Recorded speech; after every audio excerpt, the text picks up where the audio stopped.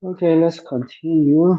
And we kind of in halfway through because Jackson solved the green function of the wave equation in two steps.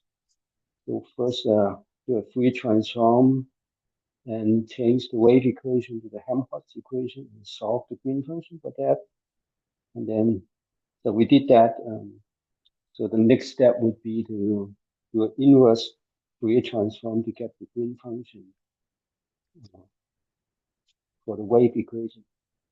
So the idea is you, the goal is to solve the green function for the wave equation. So we have the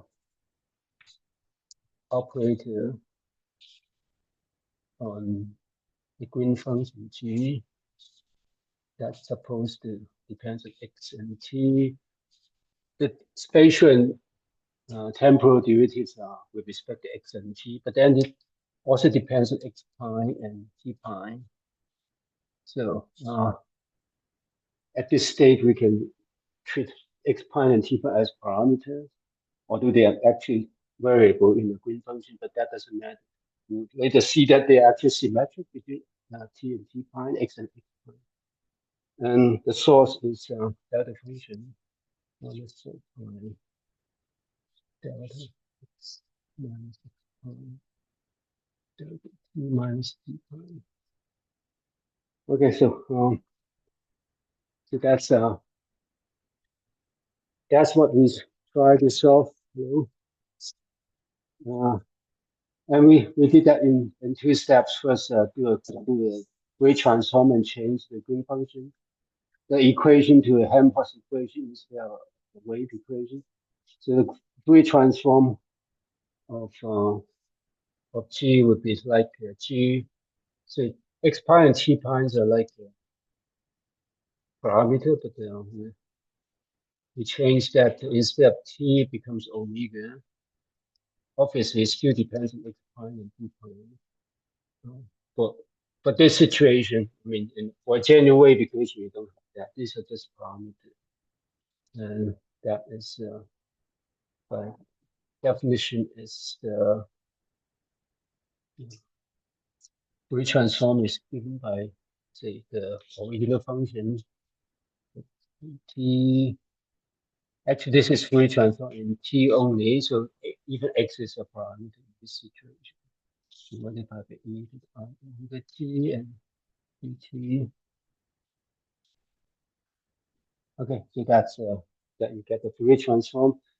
And once you have the Fourier transform, you can do an inverse transform to solve for the function that you want.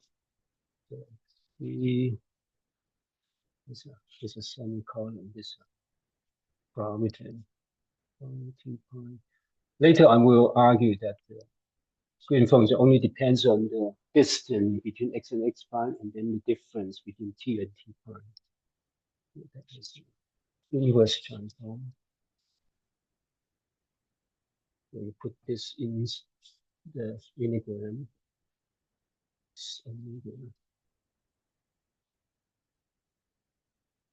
And then multiply by the minus okay, and that's the convention that we use to do Fourier transform and inverse Fourier transform.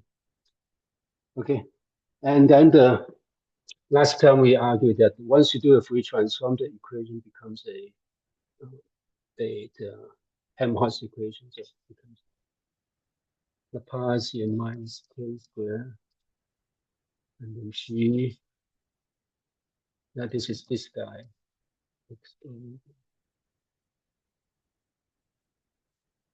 That is equals to the Fourier transform of the right hand side. Right. And the right hand side is now you do a Fourier transform of that. It's just like putting this into that and do it multiply by e to the I omega t and do integration dt. And obviously, that integration just basically changing t to t pi, right? Because we have a delta function t integrating t and changing t to t pi, so it's minus 4 pi delta x minus pi.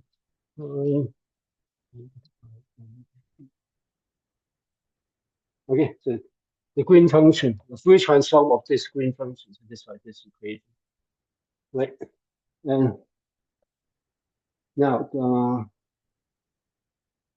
to solve this, you have you need to last time we did we solve a green function for this equation. It's not this green function. What you call it a well, we first define this place. It's just basically omega square over c square. Just when you do the full operate on this guy, you pull out the or this guy, you put omega square, a negative omega square. Actually, is a plus sign. Because you put a minus omega square. Okay, so that's the equation for the Fourier transform. But we solve that by define another green function. So there's some confusion. This is the green function of wave equation, but we define another green function for the DLM for the Helmholtz equation. So we call it G sub k. The indicator depends on k, and now it only depends on x and x prime. What we call x prime, which we argue that it only depends on the distance x minus x, and we need to be a little careful. If we last time we just used x prime because we follow the usual convention. The right hand side is the delta function x minus prime, right? That is fine in solving this one, but you need to be a little careful because you already have a parameter called x prime in the equation here. So this later on we'll need to keep track of this x prime, not to confuse it with this x prime. There's a confusion here. And one way to avoid the confusion, you give it another name, say instead x prime, you call it x double prime. This is a parameter anyway, so that doesn't matter what you call it. So you call it, or you call it y, it doesn't matter. So you just solve for this. And if you call it x prime, then we just use the solution that we had last time, and we define this as what we call the distance between this two vectors. So gk. Last time we divide that the general solution is you have a 1 over alphas, and then you have a you have two terms, e to the ik r, and then e to the minus ik, and subject to the condition that they okay, so that is last time we started. This is equation 3.39 and 3.40, and then we did actually just give it a name. So this is defined as ag plus, there's a plus sign, this is a plus, as a function of this d, g sub k minus, as a function of. So this term is called plus, this term is called minus. So that says that definition. Later on, we'll carry that green function of the wave equation also, because these two will give you different physics. Okay, so that's what we start last time. Okay, once you have the green function for the Helmholtz equation, now this is a Helmholtz equation with a source. Although this is very similar, they both have a delta function. So so that's a little bit overkill to use a green function to solve it, because this is just a parameter. So but never mind, just Jack can do it that way. So we'll follow it. Okay. So the idea is that to solve for this, you just use this green function and then multiply by the source, whatever the source is, and then do a integration. So so you want to solve it as function x, then you integrate over the x double pi. Okay, so let's do it. Let's do up space. Okay, so to solve for this guy, g and x. Okay, as a function. We have x prime and t prime as parameter for this guy, and to solve for it, just put the green function here. So usually it's just 4 pi f. This is called f, right? Or this equation. Or, yeah, this is the equation. This is 4 pi f. You put f here in the integram and then integrate the green function. So you integrate the green function is this one, or you just symbolically just write this one first. But because they have different characteristics, we'll just solve it one at a time. So we just like using A and B as just individual solution. Later on, we can add A and B to this green function of wave equation also, and adding up to will be the full green function. So we just do it individual part, and then later on we can, if we want, we can add the two by multiply by A and B, and then subject to the condition A plus B equals to 1. So we just put this g sub k plus or minus here. G sub k plus or minus. Which then R is just x minus this x double pi. We need to be a little bit here. And then multiply by this f. We have this delta x minus x pi. Here, that's the f. And then this.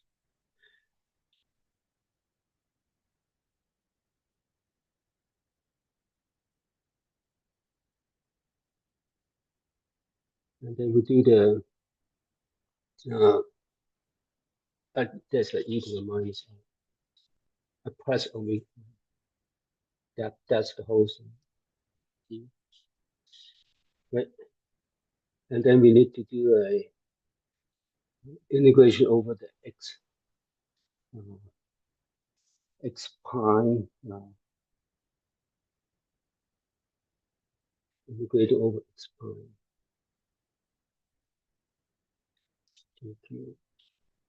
X. Actually, we are integrating the x double pi. Yeah, x double pi. Yeah, but wait, when you put it into here, this is changing the x variable to the x double pi variable, because this is called f, right? This is fx. Usual formulation of green function is fx. But when you put this to a green function, you want to multiply by f x double pi and integrate over x double pi, so that this delta function you change. This is to double pi.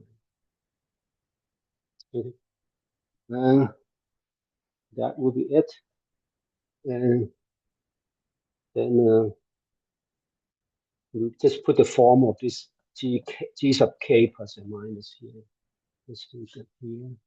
So just rewrite that for g plus. This is the green function of the wave equation.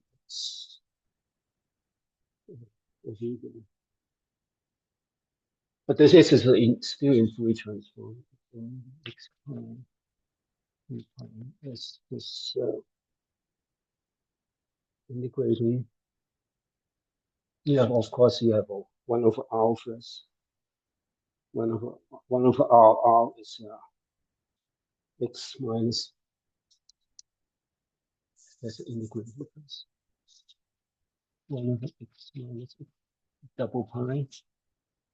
This one, and then you have okay, right here e to the I a plus or minus x minus x double pi. So this r is just the distance, and then multiply by this delta double pi minus x pi, and then e omega. This is a t pi. This is a t pi.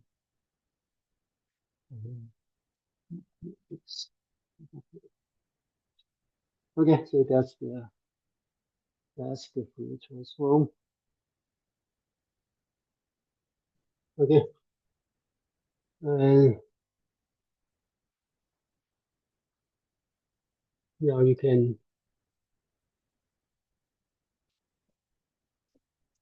put that back to here, and then do a d omega. So this is d double x pi, and this is d omega. You can actually do it in 2 steps because that doesn't seem to involve in that. So you can now so just because this is the x double pi, and there's an x double pi in the delta function. So this integration is easy. Just wherever you see x double pi, you change it to x pi. That would be the how you do the integration. So that becomes e to the minus k. X double pi become x pi, and then you have this e to the I, and you get t pi, and then divided by x. Okay, so that actually quite trivial, right? And then you put this back to here, which is that would be the final steps. 1/2 pi, and then put this guy back to here, and then you keep track of the plus and minus. And put the plus and minus here, so you have e to the I k. And now you go back to the definition of k. K is omega over c. You assume it's a positive, so you just the plus and minus is assuming omega and c or k is positive. Because if you take the square root, can be positive or negative, but you assume it to be positive. X minus omega t pi is in here, but there's another exponential function is e to the minus I omega t, so you minus I omega t, right? And then divided by I, and then d omega.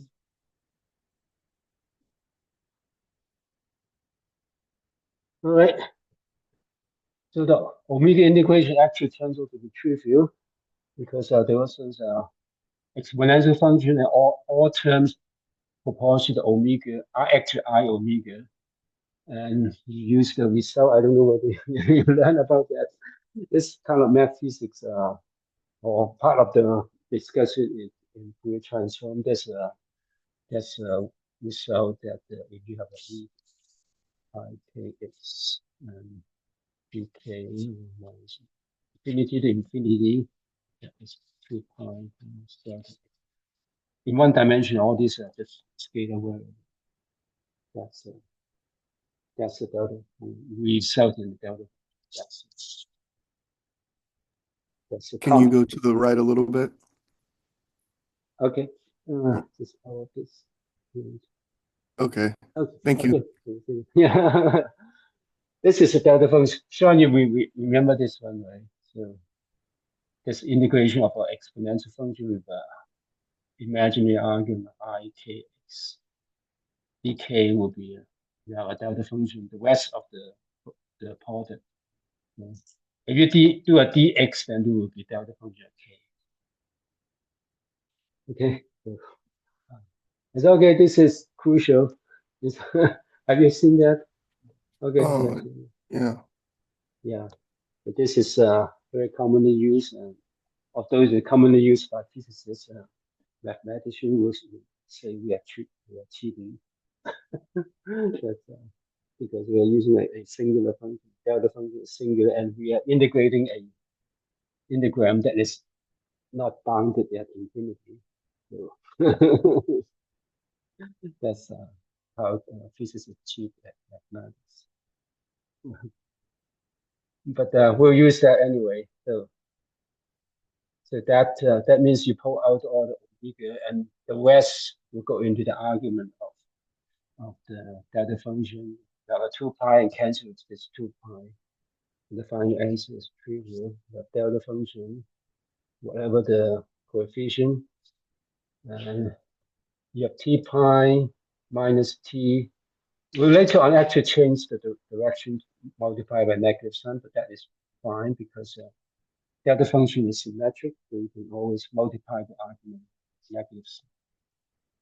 Okay, t pi minus t and then plus and minus this omega, so x is this is c, and then divided. This distance doesn't depend on omega, so that doesn't get into the integration. So as the final answer, it's just this. Okay.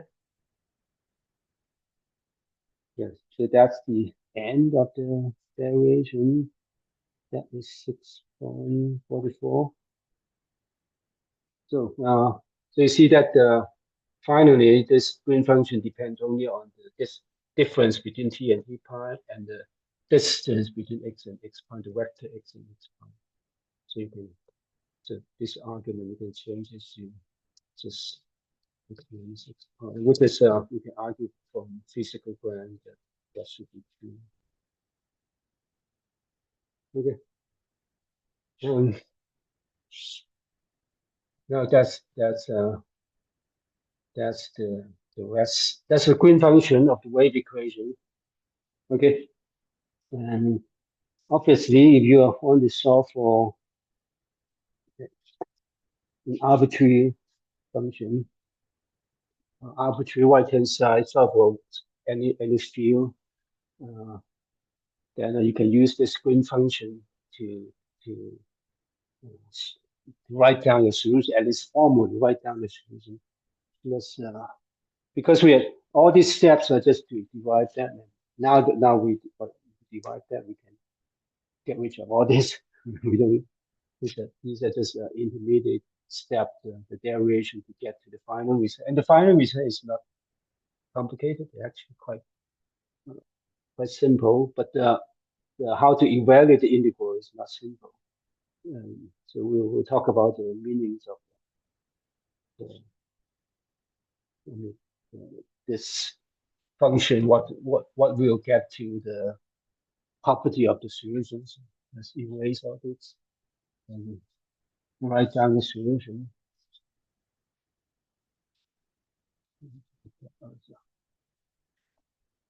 Okay, so let's move back to here.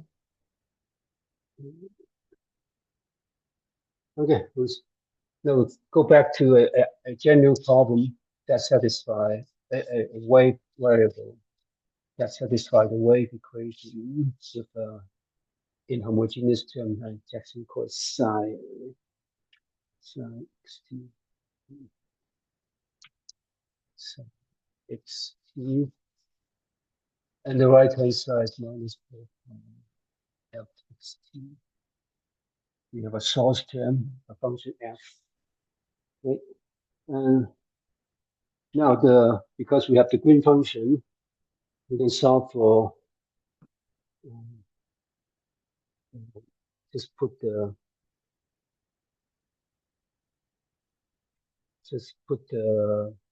function formula.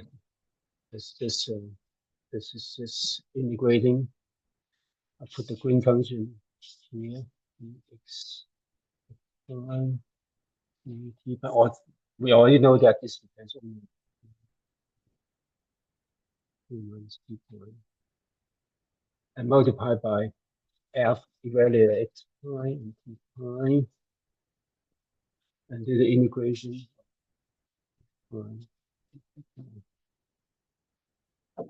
Okay, that's what we can do. And now, this one is generally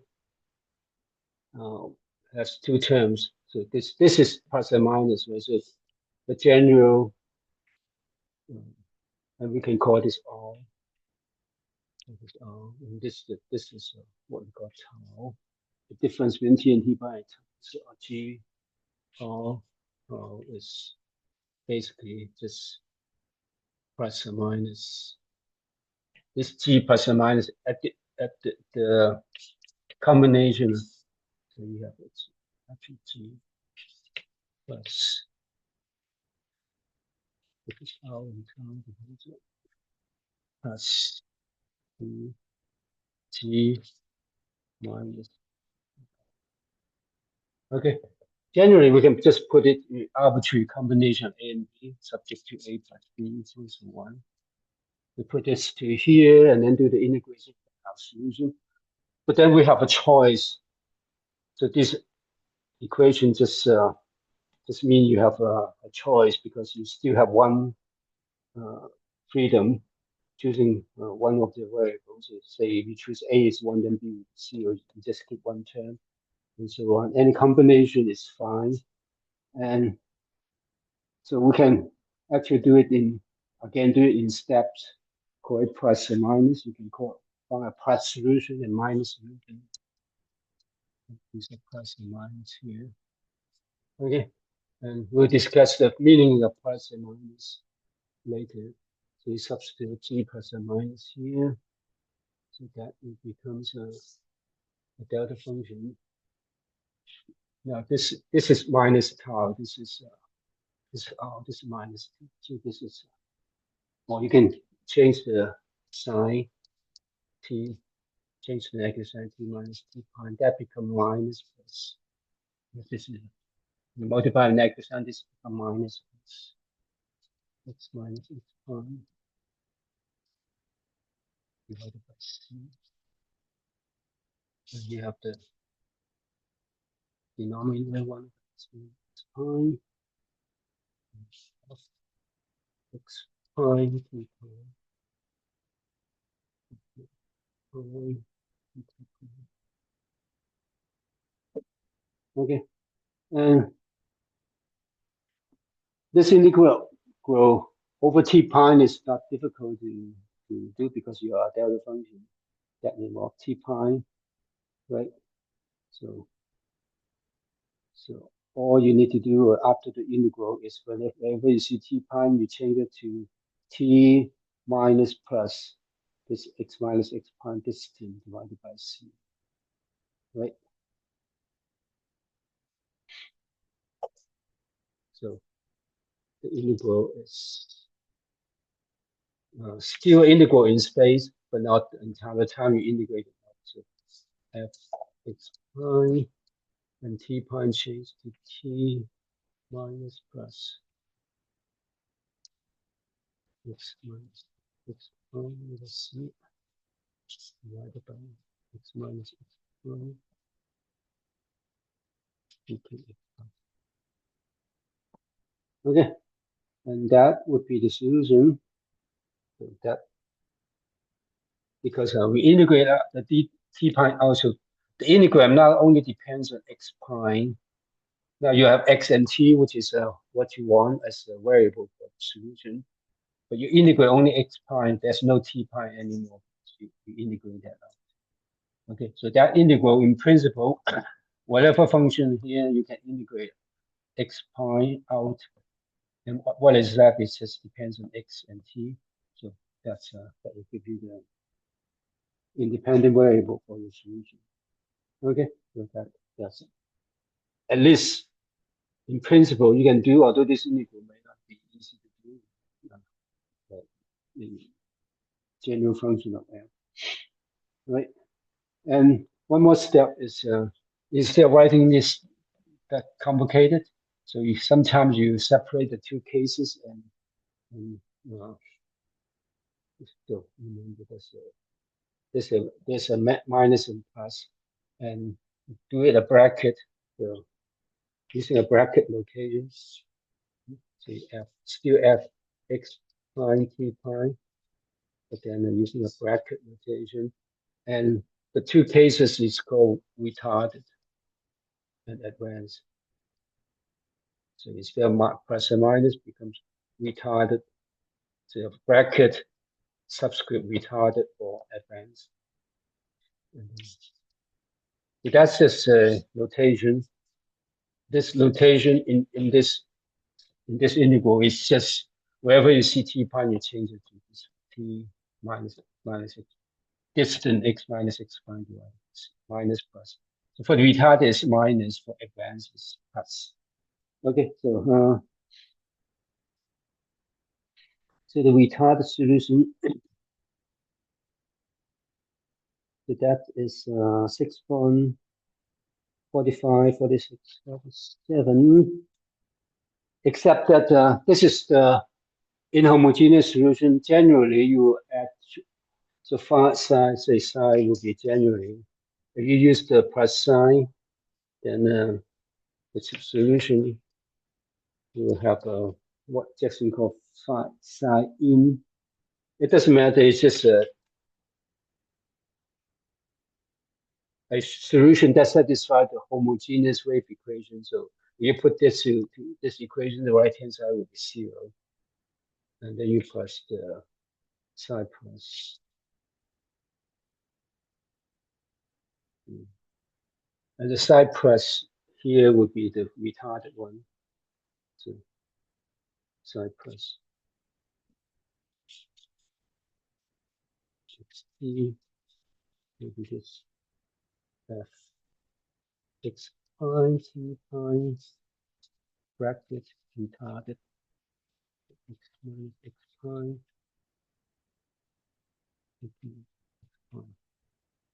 Okay, and that's retarded. That is, and if you like, you can also write it using the minus solution. Then you add the homogeneous solution, whatever that is. You call it Jackson calls psi O, and then the psi minus.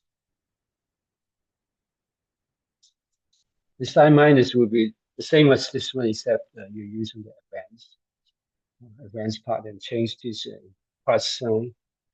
Okay, so that's the formal solution. And we can use that to go to 6.5 to solve the wave, the solution for the electric and magnetic potential. We can write away, because we have the equation for them in previous section, either using the Lorentz gate or the Coulomb gate. We will stay with the Lorentz gate.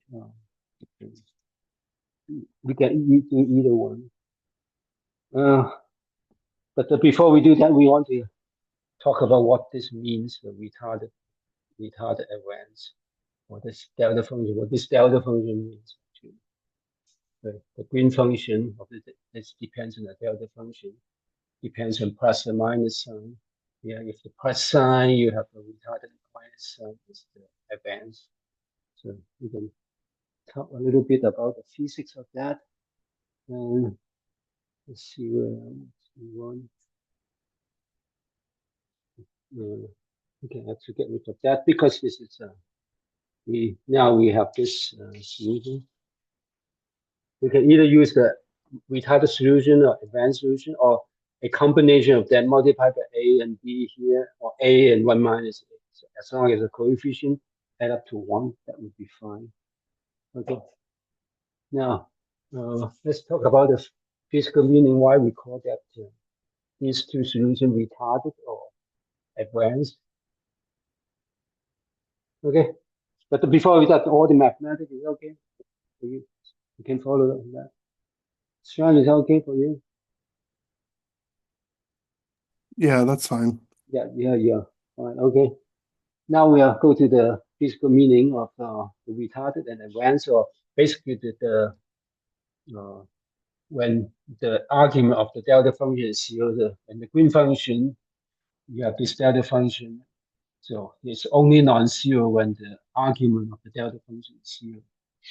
Say, so we can draw what we call a space-time diagram. We just because we only draw in 2 dimensions, so we draw like a two-dimension coordinate system, but actually the usually vertical axis is t, and the horizontal axis actually represent all 3 dimensions. So x prime is just symbolically represent all the spatial dimension. You can see that we can rotate it in the different dimension in the 3-dimensional space, but that's just the limitation of how you can draw a diagram. Okay.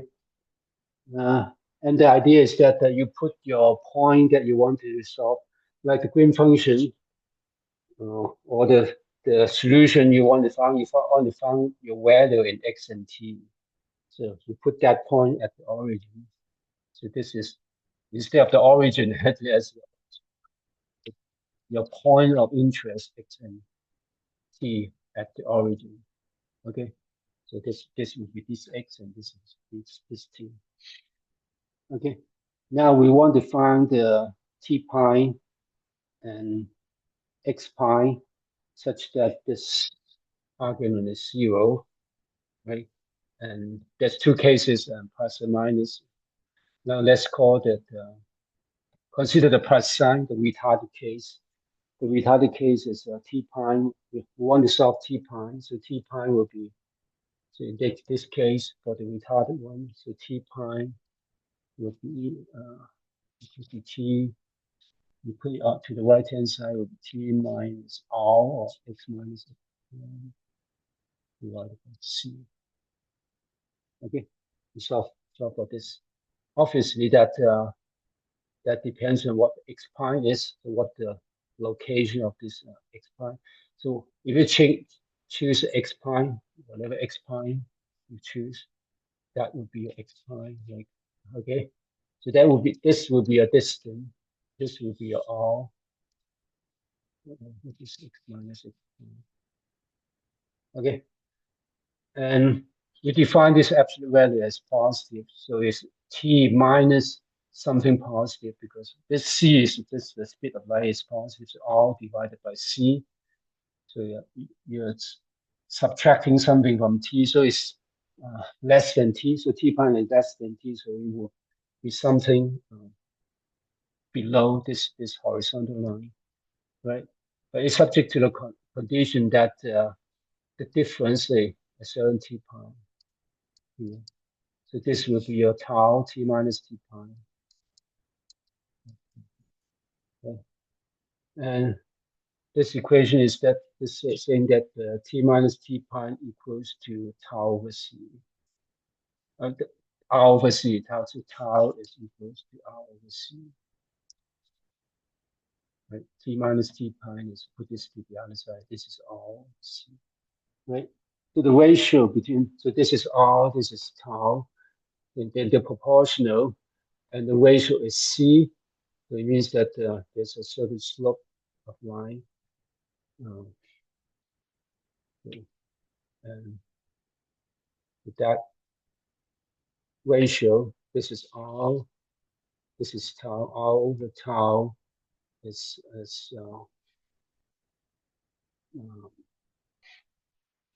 a ratio. R over tau is the speed of light c. Okay. This r is a distance, tau is time, so this distance over this time is the speed of light. It means that we found this x prime location, and over the time tau, start from t pi, then this, whatever the influence from x pi will reach x, and that is that has a speed of c, because this is a distance, this is a time interval, And that over this time interval, the influence of x prime will go into x, because this relationship, so c multiplied by this time difference equals the distance. Over this time distance, a signal from x prime will propagate to x, and that is starting from x prime. Okay, so that is the physical meaning of retarded division. So obviously you have a choice. You have a whatever you choose x prime, you can do arbitrary x prime. It's all, so all this straight line will be a solution. Along this straight line, this argument will be 0. And this is just one dimension, or you can consider another dimension over this side. And so that looks like a conical surface. And again, this is this representation of x prime. So if you add another dimension out of the board, then this is kind of like you rotate these things. But this would be like a cone, right? That is still not the full picture. It's actually at any cross section T prime, this, not just this 2 point, not just going around. If it is a 3-dimensional rotate, become a circle, but actually it's a 3-dimensional space. So it needs some imagination. It means that choosing a time t and going backward, trying to find a time t prime, the influence of the spatial point will be, depends on how far you go back. So t prime, so you choose a point like what I stand here, and the influence in the past that come to me at this moment t is propagate backward in time. So it becomes a sphere around me. And the radius of the sphere increase with time. The radius with r, and then the radius with r equals to c times the time difference, t minus t prime. So this circle, or the sphere around me, will propagate backward in time. The radius is increasing linearly in time, and propagate outward. Okay, then so that is like a sphere. All this, but this sphere is forming all the time. So it's usually people call it like cone, because this shape is like a cone. Although this is just 2 lines, but you imagine rotate, it's like a cone. And this will be all called the retarded light cone. All the point on the surface of the retarded light cone satisfy this condition. It's the argument of this delta function is 0. So it means the green function is only non-zero on the retarded green function is non-zero over this retarded light cone. Okay, so that is the physical meaning of this. So the G plus is satisfied or non-zero over this retarded light cone. Physically, all the points on this light cone will influence the point x and t, located at x at times t, and not other points. Other point will not influence this one, because all the other points will not satisfy the argument of this delta function equals to 0. Okay, so that's the physical meaning of the green functions. And likewise for the field, you integrate just over the x prime over at any point you integrate, you satisfy this t prime, or given x is satisfy this condition, so it will be on this cone. Right. So so that's the retarded. So likewise, the advance is just to reverse this argument. So now t prime is t plus x minus x prime. Let's see. Right. Now it's t prime will be greater than t, but the same argument valid is still true. So basically, the physics is that if for x prime you choose a t prime is greater than t, this is a t prime, but over this time t minus t or t prime minus t, the signal you can form x will propagate to x prime, and using the speed of light. Okay, so now these two surfaces form what we call advanced light cone. This is the advanced light cone. This is the retarded light cone. Okay, so the advanced solution will be done zero over this cone, or all the surface of this cone. The retarded one is the light cone, the backward light cone. This is the forward light cone. Okay, so that is the physics of the dim function.